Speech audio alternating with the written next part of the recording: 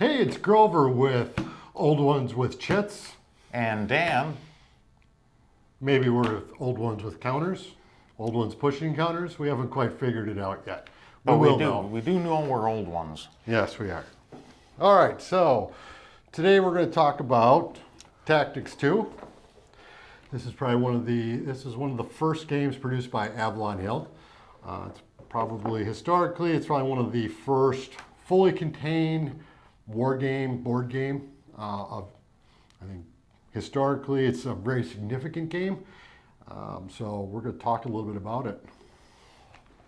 So Dan, now this was your dad's copy, wasn't it? This actual copy was my dad's copy, and it was also what I consider to be my first war game. I'll use the term strategy game from now on in this video, but it was back then in the 70s, we thought of it as wargaming. He had this because he was a Sea Scout master, and some of their evening activities, they'd play games, and somehow he found it, and that's how he got into these types of games. All right.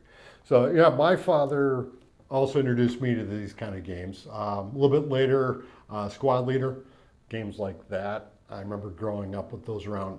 I didn't stick with them as much. I eventually veered more into miniatures game, and I know Dan, he's got a lot of experience with these counter type games. Yeah. And I think it's something as a channel we kind of want to explore kind of the history of these games and what's getting produced now. So Since you're mentioning counters, we should probably pull the counters into the picture here Sure. while we're talking.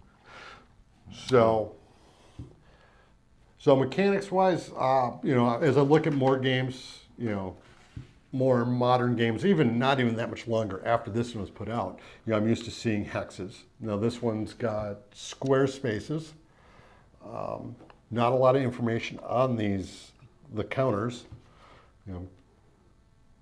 but we have different types. Basically, it's just a counter name and numbers, all that's on these. And you would remember what the strength of each type is and the movement. And they aren't that different because there's really only two types. There's an infantry unit, and I think we'll put a close-up picture down below when you Oh, put it this kind of together. zoomed in a little bit on that. Okay. That was an infantry unit, All right. the 7th Infantry Unit. It has a combat strength of 1, like all other infantry units, and 5 movement points, also like all other infantry units. Whereas the armor unit, the other main type in the game, has a combat strength of 2 and 7 movement points. As games developed, what you would have seen on counters like this is the infantry in the bottom would have had a 1-5, the 1 telling you its attack and defense, and the 5 telling you its movement. The armor would have been a 2-7. Now I assume that's mountain infantry, not mounted infantry. It's a mountaineer. So they can travel into the different types. So besides the infantry and armor, there are 3 other special units, special forces type unit, which you have 2 of each on each side of the game. There's the mountaineer guys, which are the only ones that can go in the mountains and attack into the mountains, which is really great for cutting off a pass and parking a guy there and not letting anybody else through. The paratroopers, which you can have leave a city and go land anywhere, and the amphibians, which there are a number of beaches located on this map where they can leave a port and land on a beach and try to interdict the enemy from the beach and move into towns and start bringing in more forces through that town. Now tactics too, it's generally, you have the red force, you have the blue force. So it's Yep. kind of an abstract system now. So the reds start in fixed positions throughout the red territory and the blue start, Yes. is that right? Yeah, there's really only one scenario. There aren't different scenarios. You set up the same every game. Like first corps here, this section of 7 hexes is where you'd put the first corps headquarters, which would be the round unit. You'd put infantry 1 through 5 there and armor 1 there. Second corps would have the second corps headquarters, infantry 6 through 10, and armor number 2, and so on. You set them all up, everybody starts the same. Okay. And then movement, a complete turn is done by 1 player. There's not any interaction really. 1 player would move everybody and then do their combats. That's something else that I'm not sure where the first game was, but I bet you it might have been this one. You start getting zones of control where you can block movement in your adjoining hexes, and you have to fight people in the adjoining hexes. But back to what I was saying, you move everybody and you attack, and then it's your turn. Okay. You move all your guys and attack, and then back and forth. Object of the game is to take over the other side's cities.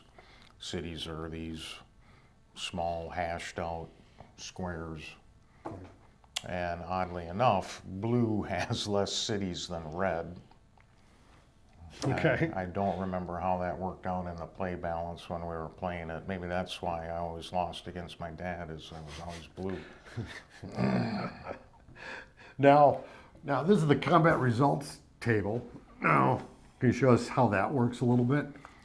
Yeah, when you, after you move everybody, you look and see who's adjacent to an enemy, and you total up combat factors and come up with a ratio. You look at the appropriate column and roll a 6-sided die to see what the result is. So do you have do you have a blue infantry there? Sure. Let's say he's here guarding the pass, and let's say a red armor and a red infantry moved up next to him. During combat, the armor gets 2, that infantry gets 1, so that's 3 on red against 1 on blue. It would be the 3-to-1 column. And you're rolling against a 6-sided die Yeah. on that 3-to-1 column. And you can either eliminate, have an exchange where the smaller side is eliminated and the bigger side has to eliminate a equal strength, or you can just retreat the person. Okay, so it's 1 back 2. Yeah. So you're kind of pushing people. It's not just like you attack, just, you know. You might not eliminate, you might just reposition. So 1 back, what's that next one? 1 back 3, he'd have to go back. And he's got to move away from them. He can't keep moving adjacent, but once he gets back here, he could go any way he wants. Okay. And then there's usually a rule to one of the attackers could occupy the hex. So this game came out in '58. The original tactics came out in '54 under Avalon Game Company, I think it was called at the time. And then there are a little bit of differences, you said, between tactics, the original tactics and tactics 2. There are. In the original tactics, the movement point was different. You had 30 movement points to use on your side. So if you wanted to move 2 units 15 hexes, you could. If you wanted to move everybody 1, you could. But that, the realism, I think, is better with the second version, Tactics 2, where everybody's got their fixed movement. And so one of the things I think they kind of introduced with this game is the idea is, different, if you're on roads, your movement's different. If you're on the roads, you get more. You can turn that 1 movement point into 3 road hexes if you want. Yes. And now there's probably a penalty to going through wooded areas. You can, infantry can go into woods, but they have to stop as soon as they enter it. So you start slowing down your movement quite a bit. Okay. And then And like the mountaineers can be the only ones in the mountains. Okay. Which I think that's something that they kind of introduced. Now, can units go across rivers outside of bridges, or is it only at the bridges? There are rules for crossing rivers elsewhere and attacking across rivers too. Okay. That's going back to our combat example. That was in the open. That was just 3-to-1. But if let's say the defender's in a city, he doubles his defense. Or if he's completely on the other side of a river, he would double his defense. Okay. So in that case, it would be 3-2 or 1-1. Yeah, because there's no 3-2 column on this one. Mountains would also double you. All right. And then, now there's some other optional rules that they have in here. I think Some that- very, for the time and for what they were doing, I think they were doing very well. There's tactical nukes Okay. that the headquarters units control and have, of course, unlimited supply, and depending on which headquarter unit it is, determines whether he's got a 4 hex patch or a 1 hex patch of the unit he can eliminate. No rules for leaving the zone radiated though. Okay. It's the blocking it 50s. out. They didn't worry about that. And the one that I thought was really novel for its time were the optional weather rules, where you have a collection of cards. They're different colors because of the different seasons. You'd mix up each season and draw one to see, well, if you're in wintertime, do you have heavy snowfall? What is that going to do to movement? Okay. It'll alter the rules for movement and combat. And also, some areas will be affected differently than others. Like this has a effect on the entire map, and in addition, Blue Capital has wind action that's messing up the port. Okay. So that, to me, I thought that was ahead of its time as I look back. I mean, I don't even remember seeing this in a lot of games now. This kind of thing. Let's get that to focus in on that. A couple of these. So these were all, and so you would randomly pull one of these every turn? Okay. Well, a number of ways. Yeah, what you could do is you mix up all the winter cards, Okay. put them down, mix up the spring ones, and put them in order. Decide what month you want to start in, and then pull a card. All right. So going forward, now where did Avalon Hill kind of, as they progressed, you saw a lot of games that were very similar style. Like Yeah. Gettysburg is a very similar map style to this one. In the 60s, there are a couple games that I picked up, not until the 70s, of course, when I started playing, but D-Day, Battle of the Bulge, I think 65 were their years released, and they still had the same thing. They had units represented by counters that counter strength on them. You positioned yourself on a map. You had a combat results table, very similar. And usually each one of those had pretty much one scenario, though, where you were, Okay. D-Day, you're trying to get to the river and the border. Bulge, your Germans are trying to get so many units across the Meuse. Sure. And then by the 80s, you start seeing more of the, I think 80s, you start seeing games like Starship Troopers, Magic Realm, Gunslinger. Magic Realm, yes.